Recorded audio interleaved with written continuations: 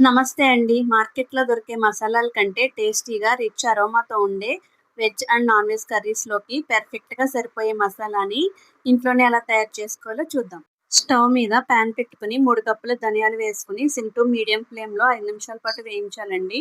ఇలా 5 నిమిషాలు వేయించిన తర్వాత ఇందులో నుంచి ఒకటి తీసుకొని ఇలా చేత్తో నలిపితే క్రిస్పీగా ముక్కలవుతుంది. అప్పుడు దీన్ని ఒక ప్లేట్‌లోకి ట్రాన్స్‌ఫర్ చేసుకొని చల్లార్చుకోవాలండి. తర్వాత ఇదే ప్యాన్‌లో ధనియాలు పలిచిన కప్పుతోనే హాఫ్ కప్ జీలకర్ర, 1 టేబుల్ స్పూన్ షాజీరా, 1 టేబుల్ స్పూన్ సోంపు వేసి వేయించుకోవాలండి. ఇవి తొందరగా వేగిపోతాయి కాబట్టి 2 మినిట్స్ వేయించుకోండి. ఇవి వేగాక ధనియాలు వేసుకున్న ప్లేట్‌లో వేసి చల్లార్చుకోండి.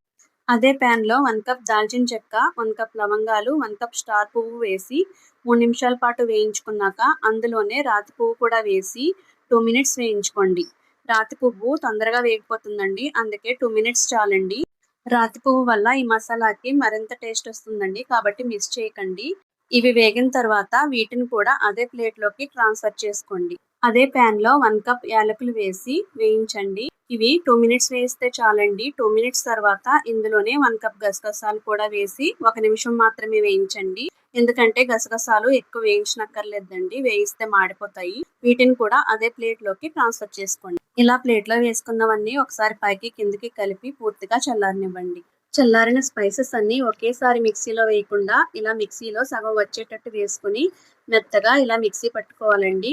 నేను ఇలా 3 టైమ్స్ మిక్సీ పట్టుకున్నాను. ఇలా కొద్ది కొద్దిగా పట్టుకోవడం వల్ల స్పైసెస్ అన్నీ మెత్తగా నలగడమే కాకుండా ఉండలు కట్టకుండా ఉంటుందండి. ఇలా అన్నీ ఒకే ప్లేట్‌లోకి ట్రాన్స్‌ఫర్ చేసుకొని అంతా కలిసే విధంగా బాగా కలుపుకొని ఇలా ఎయిర్ టైట్ గ్లాస్ జార్‌లోకి వేసి నిల్వ చేసుకోండి. ఇది 6 నెలల వరకు నిలవ ఉంటుంది. 1 మంత్‌కి అయితే బయట పెట్టుకోవచ్చు. 6 మంత్స్‌కి చేసుకుంటే ఫ్రిడ్జ్‌లో నిలవ పెట్టుకోండి. ఫ్రిడ్జ్‌లో పెట్టుకోవడం వల్ల స్మెల్ అలాగే ఉంటుంది. మార్కెట్‌లో మసాలా లాగా ఈ మసాలా ఎక్కువ వేయక్కర్లేదండి. నేను 1 కేజీ ఫిష్ కర్రీకి 1 టేబుల్ స్పూన్ వేసుకున్నాను. అదే చికెన్ కర్రీకి అయితే 1 కేజీ చికెన్‌కి 2 టేబుల్ స్పూన్స్ పడుతుందండి. వెజ్ కర్రీస్‌కి అయితే హాఫ్ టేబుల్ స్పూన్ పడుతుందండి.